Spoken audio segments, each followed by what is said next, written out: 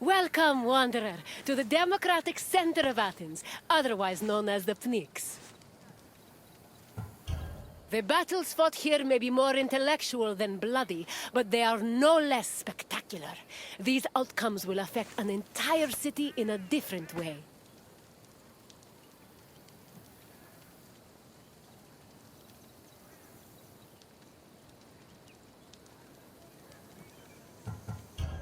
The Pnyx was the meeting place of the Athenian assembly and the physical embodiment of democracy at work. This tour will give you insight into how citizens made decisions and kept the city running. We can talk more when you have finished the tour. See you soon, wanderer.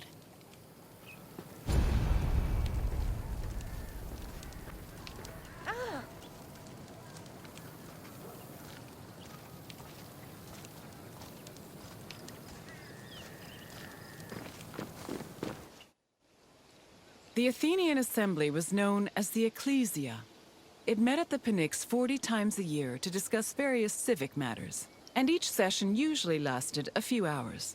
The word Pnyx is believed to mean something close to packed together.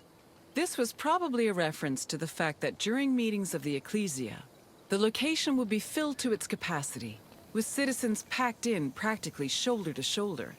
All male citizens were allowed to directly participate in the democratic process. Those over 20 years old had the right to speak and vote, while those over 30 could be elected to the higher position of magistrate. In total, there were approximately 30,000 citizens in Athens in the classical period. To draft and adopt decrees, 6,000 of them had to attend the meeting.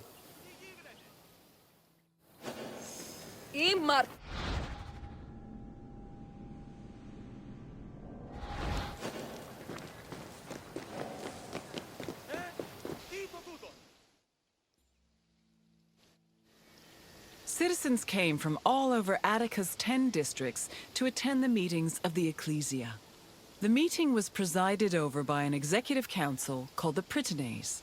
Every session began with a sacrifice to Zeus Agoreos, the patron of the assembly. During the meeting, citizens delivered speeches from the Pnyx's platform on whatever issues the city faced.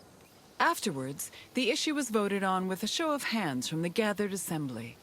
The Ecclesia made important decisions about subjects like grain importation, expenses, and declarations of war.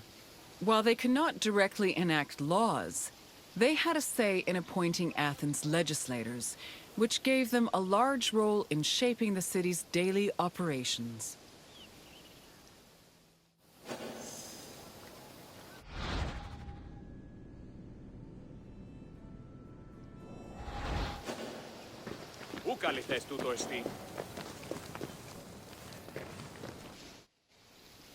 While some citizens only participated in the sessions of the Ecclesia, others could become more involved in democracy as magistrates. Magistrates were elected from among Athenian citizens over 30. They were often successful orators and charismatic politicians, and they held much more sway over important decisions than the average citizen. One of the most famous magistrates was Pericles, who was so popular he held his position for 15 years.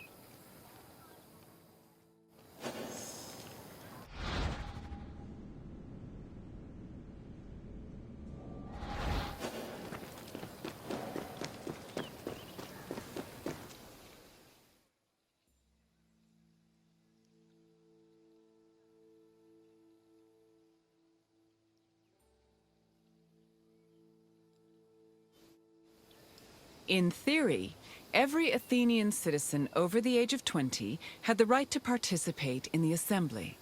However, some of them lived far from the city, and others could not financially afford to miss a day of work to attend meetings. For these reasons, the city introduced a special allowance called a misthos ecclesiastikos in the 4th century BCE, meant to encourage participation. Originally, it was 2 obols, but the politician Cleon raised it to 3.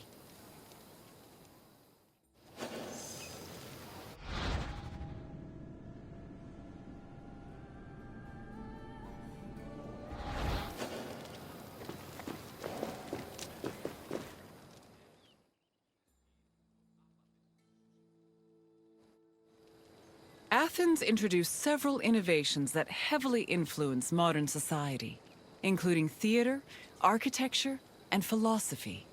However, their greatest contribution was their democratic government, which introduced the concept of a city ruled by its citizens.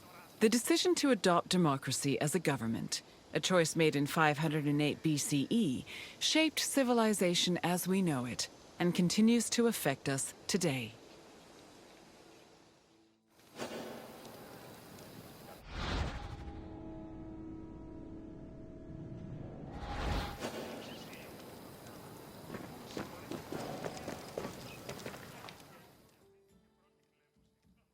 Hello again, Wanderer. I trust you appreciated learning about the inner workings of the city. Is there anything else you'd like to do? Then let's start with a simple question. Approximately how many citizens were in Athens in my time? Yes, there were approximately 30,000 citizens in Athens, although the population as a whole was much larger. On to the second question. Who of the following was a famous Athenian magistrate? Plato was brilliant and eloquent, but he was a philosopher, not a magistrate. Keep trying. Leonidas was a Spartan warrior king. Try again. Perseus was a legendary hero, but he was never an Athenian magistrate. Try another answer. Yes, Pericles was an extremely popular magistrate who managed to keep his position for 15 years. Only one question left. What does the word Pnyx mean? I'm afraid not, although people often gave speeches during sessions. Keep trying. An accurate description, but incorrect. Try another answer. People may have met at the Pnyx, but its name did not mean meeting place. Try again.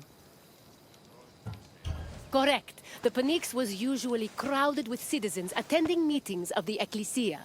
You know enough about democracy to be a politician yourself. Well done, Wanderer.